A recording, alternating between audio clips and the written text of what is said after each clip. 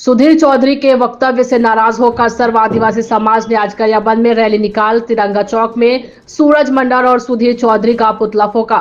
इस अवसर पर गरियाबंद के तिरंगा चौक में प्रशासन पर्याप्त पुलिस बल की व्यवस्था कर रखी थी और तिरंगा चौक पर लगातार आधे घंटे तक प्रशासन के विरुद्ध नारेबाजी कर पुतला दहन किया।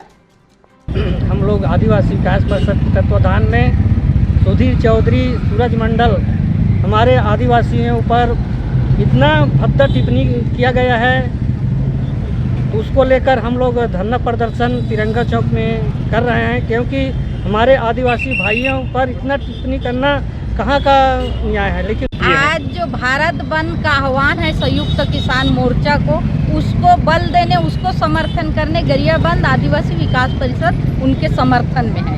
और हमारा जो किसानों का जो 13 सूत्री मांग है, एक है। दूसरा बात, जो सुधीर चौधरी और सूरज मंडल के द्वारा आदिवासी समाज के ऊपर जो टीका टिप्पणी किए हैं, जिसमें आदिवासी समाज की आत्माओं को ठेस पहुंचा है, इसके लिए उन दोनों का आज हम पुतला दहन किए हैं।